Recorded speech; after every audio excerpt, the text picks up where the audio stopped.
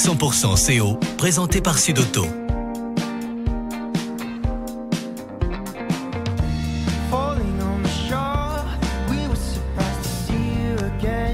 Nouveau Citroën Berlingo. On n'a pas inventé la famille, mais la voiture qui va avec. Citroën. Le nouveau Citroën Berlingo, disponible chez Sud-Auto à Castres, Mazamet et Revel. 100% CO. Tous les jeudis soirs de 19h à 19h30.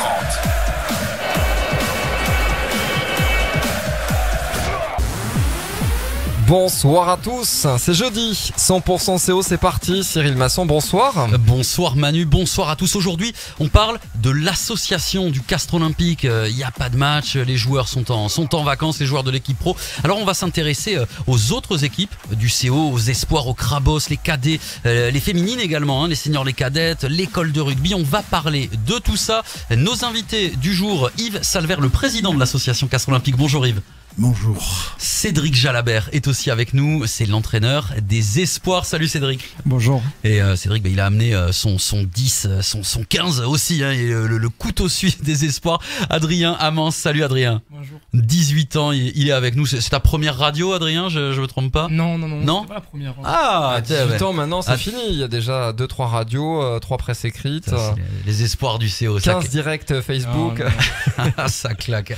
Bon, on va parler de tout ça, on va parler des espoirs bien évidemment avec vous messieurs, de toutes les équipes de l'association dans 100% CO, mais Manu, dans 100% CO, on vous fait gagner aussi des cadeaux. Ben ouais, on est comme ça. Exactement, avec la semaine dernière, Pauline qui a remporté le sublissime ouvrage du CO, la bonne idée d'ailleurs pour les fêtes de fin d'année. Et puis ce soir, on met en jeu 2 places pour la prochaine rencontre du CO en top 14. Ça sera face à Agen, premier week-end du mois de décembre, samedi à 18h au stade Pierre Fabre. Vous serez en tribune Rui, très bien placé pour on l'espère une victoire du CO. Pour gagner, vous avez jusqu'à 19h30 pour envoyer Castres au 7 17 18. Voilà, merci Manu. Yves Salvert, le président donc de l'association du Castres Olympique. Comment elle se porte cette association cette année? Il y a eu un effet titre peut-être? Il y a eu un effet titre en effet, puisque dans beaucoup de clubs, notamment d'écoles de rugby, il y a une perte de licenciés. Il y a eu récemment un article assez détaillé et complet sur Midi Olympique, et nous bénéficions, je pense, en effet de l'effet titre. Et en ce qui concerne les licenciés de l'association, je pourrais vous donner des précisions si vous le souhaitez, il n'y a pas de perte, et nous maintenons, notamment l'école de rugby, nous maintenons le nombre de licenciés à environ 200 pour l'école de rugby, puisque l'association c'est à peu près 520 licenciés. Donc 520 licenciés, on parle des équipes Espoir, Crabos, KD, ça c'est KDA, KDB et école de rugby, les seniors féminines et les cadettes féminines. Voilà, toutes ces équipes. Donc 520 licenciés. C'est l'an dernier, vous étiez à combien? À peu près pareil. D'accord, ça reste stable. Totalement stable, oui. Bon. L'enjeu pour l'association du Castres Olympique, c'est pas forcément de faire dans la quantité non plus. Il y a toujours la problématique des éducateurs aussi. Il faut pouvoir encadrer correctement les enfants. On est obligé aussi, quand on est le Castres Olympique, on a l'image Castres Olympique, on doit donner un encadrement de qualité. Tout à fait, il y a la formation, mais il y a aussi quand même le résultat. Et plus on est grand, j'allais dire, puisqu'on parle des moins de 6 ans, jusqu'aux espoirs qui ont jusqu'à 22 ans, je parle sous le contrôle de Cédric Jalabert qui est leur entraîneur, plus on grandit, plus les équipes vont vers le haut, allais-je dire, et plus il y a une obligation de résultat. Mais la formation est quand même quelque chose d'essentiel, je crois qu'on vous dira tout à l'heure, qu'on continue des espoirs à les former, à les faire progresser, pour qu'ils atteignent le but qui est le leur, bien entendu. Il y a beaucoup de changements aussi sur cet aspect formation. On est dès les cadets quasiment maintenant de plus en plus pointus, de plus en plus précis au Castres Olympique. Il est sûr qu'il y a de plus en plus d'entraînement, qu'il y a de la musculation qui n'existait pas avant, qu'il faut faire raisonnablement, bien entendu, mais il y a une exigence qu'il n'y avait peut-être pas. Et c'est vrai que le jeune qui choisit en cadet, puisque vous parliez de cadet, par exemple, à 16 ans de venir Castres Olympique, il sait qu'il y aura de la concurrence, il sait que ce sera difficile. On a eu une réunion des parents de KDA récemment. Une maman nous a dit, mon fils trouve que ça pique aux entraînements, mais il savait que ça piquerait, et il comprend qu'il faut s'accrocher. Voilà, ça c'est une évidence. C'est l'école de la vie, du coup. C'est aussi l'école de la vie, c'est vrai. Il y a d'autres entraînements où il paraît que ça pique, ce sont les entraînements des espoirs. On va se pencher sur l'équipe espoir avec toi Cédric. 7e après 7 matchs. Comment tu regardes ce début de saison? 2 victoires, 1 nul, 4 défaites pour l'équipe Espoir. Comment il est ce début de saison, Cédric ? Oui, comptablement, il est négatif. Forcément, on avait d'autres objectifs, d'autres ambitions. Mais il faut pas regarder que les résultats à proprement parler, rugbystiquement et sur la constitution du groupe, de l'état d'esprit, c'est de mieux en mieux. Il y a un point qui est positif, c'est que chez les 3 gros de la poule, on est allé chercher des points de bonus défensifs, en tout cas on a été très proche de les prendre, donc c'est bien. Je disais aux joueurs dimanche que ça va bientôt basculer à notre faveur. Pour l'instant c'est pas le cas, on travaille de mieux en mieux, mais aujourd'hui les résultats nous sont pas favorables, mais le vent va tourner. Elle est comment cette équipe Espoir Castres ? Il y a une partie, on en parlait tout à l'heure, des vice-champions de France qui étaient en Crabos l'an dernier. Ils avaient joué, on s'en souvient, Manu, en ouverture, on avait retransmis la finale sur 100%. Ils avaient joué la finale au Stade de France juste avant la finale des professionnels. Donc eux, ils constituent une partie du groupe, la partie la plus jeune finalement. Comment tu le décris, ton groupe, comment tu l'as décrit ton équipe ? En fait, on a 40 joueurs, donc un espoir, et sur les 40 joueurs, il y en a 31 qui sont nés en 99 et en 2000. Donc il faut savoir qu'en espoir, on peut être sur 4 années d'âge, voire la 5e en fonction du mois de naissance. Donc effectivement, on a une équipe jeune, mais c'était un choix aussi, donc on se cache pas derrière ça par rapport aux résultats, mais on a des joueurs qu'on souhaite former et qu'on souhaite amener vers le très haut niveau. Il faut qu'ils se confrontent à des choses qui sont plus dures que ce à quoi ils étaient habitués, hormis la finale de la saison dernière. Et Adrien expliquera que ça piquait là aussi. Mais et donc pour nous c'est formateur dans le sens où aujourd'hui on a mis en place des méthodes de travail qui commencent à apporter leurs fruits. Je pense que sur la structuration des entraînements, des semaines d'entraînement, des cycles d'entraînement, on se rapproche le plus possible de ce qui se fait à l'échelon au-dessus, c'est-à-dire chez les pros.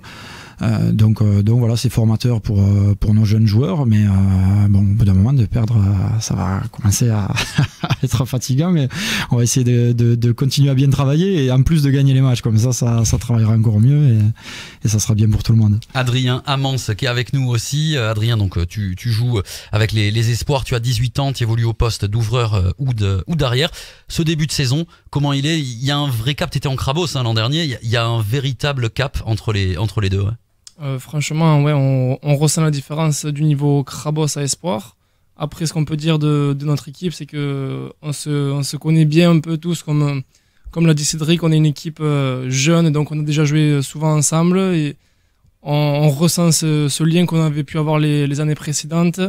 C'est forcément le changement, c'est un peu compliqué pour nous qui montons, mais je pense que d'ici peu, ce lien va nous amener un peu plus loin. Le changement, oui, c'est quoi ? C'est physique, c'est les contacts, c'est l'intensité ? Ouais, déjà, au niveau physique, intensité, c'est beaucoup plus rugueux et aussi niveau vitesse de jeu, ça va plus vite forcément. Et c'est à nous de nous adapter et d'améliorer notre niveau de jeu. Président Yves Salver, un mot sur quelque chose que je voudrais vraiment qu'on développe un peu, c'est le projet de jeu en fait. On sait que Christophe Furios, quand il est arrivé il y a 4 ans, il a dit qu'il voulait qu'il y ait un véritable fil conducteur, une vraie ligne directrice des pros au cadet finalement, que toutes les équipes aient le même leitmotiv. Comment ça se traduit ça ? Comment vous mettez ça en place ? Alors, il me paraît préférable que ça soit Cédric Gelabert, qui, au point de vue technique, est beaucoup plus compétent que moi, qui réponde à votre question. Éventuellement, s'il a besoin de ce que je ne crois pas, je pourrais revenir. Ça, c'est un président qui délègue, ça, c'est beau. Une passe de demi-mêlée, c'est une passe de demi-mêlée formidable. Qui a toute confiance, même. Cédric, explique-nous un petit peu comment ça se traduit, d'autant plus que toi, tu l'as appliqué l'an dernier avec les Crabos et que tu l'appliques cette année avec les Espoirs. C'est quoi ce fameux fil conducteur ? Oui, clairement, Christophe et son staff sont arrivés avec une idée très précise de ce qu'ils voulaient faire, au niveau du rugby bien sûr, mais surtout au niveau de l'état d'esprit, du comportement, de l'esprit d'équipe, etc. Et donc son staff est très ouvert, très très proche du centre de formation. On travaille en très étroite relation. Et ensuite, pareil, avec tous les éducateurs du club, il y a des réunions qui sont organisées au cours desquelles on évoque le projet de jeu, voilà les différents aspects du jeu, comment on peut les faire redescendre sur les différentes catégories, parce qu'évidemment les moins de 14 ou les moins de 13 ne peuvent pas jouer comme l'équipe première, mais il y a des principes qui peuvent être abordés très tôt, et si les joueurs sont habitués à ça, on va pouvoir aborder d'autres thèmes sur les générations suivantes et ainsi se rapprocher des attentes du haut niveau. C'est quoi juste quels sont-ils justement ces grands principes, ce que vous essayez de mettre en place par exemple avec les espoirs et qu'on retrouve finalement chez l'équipe première? Le point prioritaire, c'est la formation de l'Olympien. Voilà, donc c'est un joueur ou un homme franc, honnête, qui fait ce qu'il dit. Voilà, qui est respectueux, qui place l'équipe avant lui. Donc ça c'est très important, et ça c'est transposable à toutes les catégories d'âge, des moins de 6 jusqu'au moins de 22, voire même au pro, et c'est peut-être ce qui a fait la différence en juin dernier. Pas chez les Crabos, mais chez les pros qui nous ont suivis. Presque chez les Crabos. Presque, ça a failli le faire, mais donc voilà, donc ça c'est vraiment le fil rouge. Et ensuite, bon, sur le rugby, je peux pas rentrer dans les détails parce que sinon il faudrait que l'émission dure un petit moment. Et puis il faudra sortir le tableau pour voilà, illustrer tout ça. C'est filmé. Oui, c'est vrai. On rappelle que vous nous voyez sur 100%.com en vidéo. Après l'émission, évidemment, disponible en podcast vidéo. Pour faire simple, les principes de circulation du joueur, que ce soit offensivement ou défensivement, mais par exemple chez les espoirs sont exactement les mêmes que ceux de l'équipe pro. Les animations et les lancements en touche ou après touche ou après mêlée sont exactement les mêmes. Les annonces, voilà, on fait exactement la même chose chez les espoirs, avec un petit peu moins de qualité pour l'instant. On va y arriver. Pour l'instant. Attention, parce qu'avec la cascade de blessures en 10, Adrien, méfie-toi, tu vas intégrer peut-être le groupe. Vu la belle passe de Yves tout à l'heure, je me demande s'il va pas prétendre à jouer ce week-end pour nous donner un coup de main. Adrien, est-ce que tu peux nous dire un mot sur ça, sur ces principes? Alors il y a le rugby effectivement, mais aussi ce dont parlait Cédric, l'Olympien. Vous en parlez de ce genre de choses entre vous dans les vestiaires? Comment ça se passe? On en parle beaucoup, pas que dans le vestiaire, avec le staff aussi. Et c'est vrai que c'est une partie essentielle un peu de notre équipe, parce que au vu de la saison de l'année dernière, par exemple, avec les Crabos, je reprends, on n'était pas l'équipe la meilleure, la plus costaud ou la plus technique, mais on a réussi à battre des équipes, à faire basculer des matchs sur ça, sur la bande de copains, la solidarité et tout ce qu'il y avait derrière. On était plus qu'une équipe, et si on arrive à retransmettre ça un peu dans toutes les équipes, ben forcément, Castres, c'est pas la ville qui compte le plus d'habitants ou quoi, mais si on arrive à avoir ce lien, ça peut nous sourire lors des grandes rencontres contre des équipes plus robustes ou autres. Ah, c'est ancré déjà, la petite ville gauloise, Castres. Ouais, c'est vrai, on joue sur ça. Quand on va chez le voisin toulousain ou chez les grosses écuries, on joue sur ça. C'est bien ça. Yves Salver, un mot. Je reprends le ballon là pour parler d'état d'esprit. C'est absolument quelque chose d'essentiel. L'Olympien, je pensais que vous vouliez surtout évoquer le côté technique. C'est pour ça que j'avais demandé à Cédric de venir à mon secours. Mais c'est quelque chose d'extrêmement important. Et ça me fait repenser à la phrase qui avait été dite à un joueur que je ne citerai pas. Tu es le meilleur de l'équipe, mais l'équipe est meilleure sans toi. Et c'est un petit peu ça, c'est vrai. Et Adrien, l'an dernier, pourquoi les Crabos, qui étaient parfaitement entraînés, que des entraîneurs de très grande qualité sont allés si loin, c'est vrai. Adrien est tout à fait lucide. On n'était pas les meilleurs, mais il y avait une entente extraordinaire. Personne ne jouait la vedette, et ça leur a permis de vivre des moments absolument exceptionnels qu'ils n'auraient jamais vécu s'ils n'avaient pas eu cet état d'esprit d'Olympien qui est absolument indispensable, encore une fois. Est-ce que tu as en tête, peut-être, alors président ou Cédric, un joueur qui est arrivé il y a 4 ans par exemple, et qui est actuellement, alors qui est en Crabos ou en espoir, vous en avez peut-être vu des joueurs comme ça arriver au CO en cadet en même temps que Christophe Furios, et puis grandir véritablement sur 4 années avec ce projet de jeu, avec cet état d'esprit? Après, on a un exemple qui est idéal en ce moment, et il faut surfer dessus, mais c'est Baptiste Delaporte, voilà, qui vous connaissez bien, qui était avec nous la semaine dernière, qui était un Olympien avant l'arrivée du projet de Christophe et de son staff. Voilà, c'est un garçon qui donne tout pour son équipe, qui se met pas en avant, qui est un gros travailleur, qui a toujours été un joueur moyen dans les effectifs dans lesquels il est passé, mais en début de saison, et qui au fur et à mesure de la saison s'est imposé, et aujourd'hui on voit ce qu'il fait sur le top 14. Voilà, c'est une fierté pour la formation Castres, clairement, sur son état d'esprit. On mettra tous les jeunes avec, parce que Mathieu Babillot, Flo Vialel, c'est un peu les mêmes principes. Et donc je pense que c'est une des qualités fortes du club, qu'il faut qu'on axe notre travail là-dessus, et on n'existera pas si on fait autre chose que ça, je pense. Donc c'est important. 100% CO. Avec le nouveau Citroën Berlingo, on n'a pas inventé la famille, mais la voiture qui va avec. Le nouveau Berlingo, disponible chez Sud-Auto. La pause fraîcheur qui va bien. Si vous voulez des places pour assister à la rencontre Castres-Agen, prochain match du top 14 pour le CO à domicile, vous jouez avec 100% par SMS. Ça se passe, vous envoyez Castres au 7 17 18. On rappelle qu'à la fin de l'émission, vers 19h30, l'émission sera diffusée en podcast vidéo. Cédric Jalabert, l'entraîneur des espoirs, Adrien Amance, joueur des espoirs, et Yves Salvert, le président de l'association Castres Olympique, sont à nos côtés dans 100% CO, émission spéciale consacrée à l'association. On a parlé des espoirs. Je voudrais parler avec toi, Adrien, un petit mot peut-être. Tiens, joueur qui est au centre de formation. C'est quoi le centre de formation? Comment ça se passe? Alors le centre de formation, c'est un apport en plus pour un joueur. C'est beaucoup de travail de technique individuelle pour permettre de progresser individuellement forcément. Et c'est aussi une grande aide pour associer le projet scolaire et sportif. On a un emploi du temps qui est aménagé pour pouvoir faire nos études et en même temps jouer à haut niveau. Et ça, c'est vraiment idéal pour se développer rugbystiquement. Et grâce à ce double projet, on espère s'améliorer et se développer et grandir scolairement et rugbystiquement. Tu fais du rugby, pardon, tu fais du rugby combien de fois par semaine en fait, toi? Alors je fais du rugby tous les jours de la semaine. T'as un entraînement tous les jours en fait au minimum, ouais. On a un entraînement tous les jours en collectif, sauf le mercredi. Et après on a d'autres entraînements dans la semaine, que ce soit musculation ou technique individuelle, plusieurs fois, parfois par jour, et plus le match le week-end. Et ça fait quand même une belle charge d'entraînement au final. Ah ouais. Associé au niveau scolaire, ouais, c'est pas mal. Et alors, l'objectif personnel, il est où alors, Adrien? L'objectif de tout joueur, je pense, qui est dans un centre de formation ou qui est dans une équipe espoir, c'est d'aller accrocher l'équipe première. Forcément, si on n'a pas cet objectif en tête, je pense qu'on a rien à faire dans un centre de formation ou dans une équipe de haut niveau jeune. Et du coup, il y a effectivement des entraînements, il faut bosser physiquement, mais il y a le mental pour faire la différence, parce que vous êtes nombreux, il y a beaucoup de joueurs qui veulent être professionnels en rugby.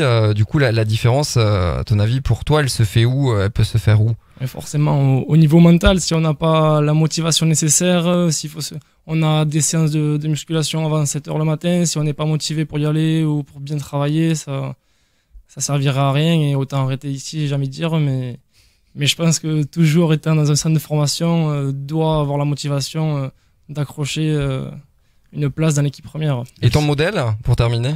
Mon modèle, malheureusement, il n'est pas français, mais Boden Barrett. D'accord. C'est bien, mais il faut avoir des modèles comme ça. Elles sont loin pour toi, Manu, les séances de muscu avant 7h, hein? C'était il y a quelques années. Non, c'était gratuit. C'est méchant, ça. 100% CO. Il nous reste 5 grosses minutes dans cette émission. Je voudrais qu'on parle des autres équipes, évidemment, de l'association. Peut-être d'abord des féminines. Les seniors féminines qui sont 6e du classement. 2 victoires, 3 défaites. Alors, 6e, on n'est pas encore, on est loin du podium, mais on était plus inquiet que ça, Yves, en début de saison pour les féminines, et finalement, elles se débrouillent bien. Il y a ce qu'il faut. Ce qui pouvait inquiéter en début de saison, c'était le nombre de licenciés. C'était je parlais pas de niveau de jeu, je parlais vraiment de ça. Ouais, parce que sinon, il y a des entraîneurs de qualité, et là encore dimanche, elles ont gagné dans le sud toulousain, ce qui est toujours une bonne chose. Ouais, ça devient une habitude, là. Voilà, ça devient une habitude, c'est vrai. Elle confirme cette supériorité de Castres sur la capitale régionale. Voilà, donc elles ont gagné. Non, je crois que c'est de mieux en mieux. Et on peut être assez confiant, étant précisé qu'il y a dans leur pool des équipes réserves d'équipes du top 16. Donc, je veux dire, là, c'est extrêmement difficile, puisque bien entendu, il y a des quasi-pros qui descendent, il y en a 3 ou 4 chaque fois, qu'elles affrontent. Donc, c'est quand même c'est un peu la particularité de ce championnat, mais je crois que on peut être confiant dans les progrès que réalise régulièrement cette équipe de filles. Et bien entendu, vous l'avez dit tout à l'heure, je crois, vous avez évoqué les cadettes. Voilà. Et les cadettes 3 matchs, 3 victoires. Qui se débrouillent, je dirais, le monde n'est pas le plus joli, mais c'est tout à fait ça. Ce sont des jeunes filles qui en veulent, qui s'accrochent beaucoup, qui s'entendent bien, qui là aussi ont de bons entraîneurs. Et je crois qu'on peut nourrir de sérieux espoirs pour l'avenir du rugby féminin au sein des Castres Olympiques, puisque ça ne fait que 3 ans que le rugby Castres féminin a fusionné à le Castres Olympique. Les Crabos, eux, ils sont 5e, 5 matchs, 2 victoires seulement. On est sur une nouvelle génération, en grande partie de nouveaux joueurs sur cette équipe. À moitié, j'allais dire, puisque comme vous l'a dit Cédric, la moitié est montée et la moitié est restée. Les 2001 sont restés, les 2000, dont fait partie Adrien, bien entendu, sont montés en espoir, c'est le terme que l'on emploie habituellement. C'est une équipe qui est pas mal, qui progresse là aussi, qui a perdu de peu contre Colomiers, qui était invaincu, qui a perdu 17-13 samedi à la Bruyère. Et je crois, là aussi je parle sous le contrôle de Cédric, qui était au match et qui est attaché bien entendu à cette équipe, vu ce qu'il a vécu l'an dernier, du moins je le pense et j'en suis persuadé. Et vraiment c'est une équipe qui devrait, il y a 4 qualifiés dans la poule, c'est une poule extrêmement difficile, mais je pense qu'on devrait accrocher la qualification, mais il y aura des matchs tendus, serrés, et qu'il ne faudra pas rater. Voilà. Et puis les KDA, je vous le rappelle, où ils sont 6e, 1 victoire, 3 défaites pour les KDA. Je m'aperçois avec, j'ai pas le classement des KDB, qu'il m'en excuse. Mais pardon. J'ai pas le classement des KDB. J'ai des circonstances atténuantes. Mais c'est pas pour détourner un petit peu la question, mais ils ont gagné samedi. Alors, je dirais tout doucement que c'était leur première victoire, mais ils ont gagné samedi après avoir perdu 8-7 par exemple contre Brie, vous voyez. C'est une équipe qui tourne bien, là aussi des entraîneurs qui connaissent très bien leur boulot, et je crois que là aussi ça va être de mieux en mieux. Je suis pas d'un optimisme total et absolu et tout le temps, mais c'est vrai qu'on voit nettement des progrès réalisés par ces équipes, et les KDA ont une équipe là aussi qui me paraît pas mal du tout. C'est un âge un peu difficile parfois, 15-16 ans, c'est la pas, transition, voilà, à beaucoup de points de vue, c'est compliqué, mais les KDA, je pense, là aussi, arriveront à faire une belle saison, là aussi, au sein d'une poule extrêmement difficile, puisque il y a Agen, Colomiers, Toulouse qui sont de grosses équipes, notamment chez les jeunes, parce qu'il y a un potentiel, Colomiers et Toulouse notamment, et il y avait des équipes moins importantes qui ont été remplacées par Clermont-Ferrand ou par même un rassemblement du Puy-de-Dôme. Donc des équipes avec là aussi un énorme potentiel. Mais je crois que globalement on peut être confiant pour l'avenir des équipes du Castres Olympique au cours de cette saison 2018-2019. Merci Yves Salvert, le président de l'association 100% CO, ça touche à sa fin. Un mot peut-être avec toi Cédric pour conclure rapidement. Les espoirs qui sont 7e actuellement, c'est quoi l'objectif là à très court terme? Vous êtes fixé un objectif à très court terme peut-être? Ouais, à très court terme, l'objectif c'est de battre Colomiers dimanche. Donc voilà, déjà ça sera une bonne chose. Ce sera où Ça sera dimanche à 15h au Stade du Ray. Donc voilà, on a besoin de monde. Voilà, on a besoin de toutes les forces possibles. Et non, voilà, l'objectif c'est d'essayer de gagner un match rapidement et d'enchaîner derrière. Mais voilà, on continue à travailler fort et ça va finir par payer. Créer la fameuse série 100% CO, c'est terminé. Merci beaucoup Yves Salvert, le président de l'association, Cédric Jalabert, l'entraîneur des espoirs, Adrien Amance, joueur de ces mêmes espoirs. Merci beaucoup messieurs d'avoir été avec nous. Qu'est-ce que c'est? Faut y aller Cyril là. Oui Cyril, papa, il faut s'en occuper du petit Axel. Bienvenue à lui et puis félicitations à la maman et puis à vous. Merci Manu, c'est très gentil. Bienvenue dans la famille 100%.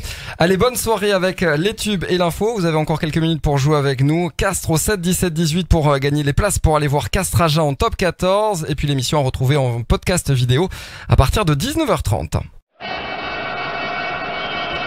100% CO. Tous les jeudis soirs de 19h à 19h30.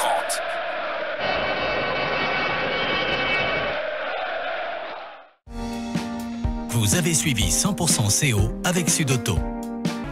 Citroën. Le nouveau Citroën Berlingo disponible chez Sudauto à Castres, Mazamet et Revel.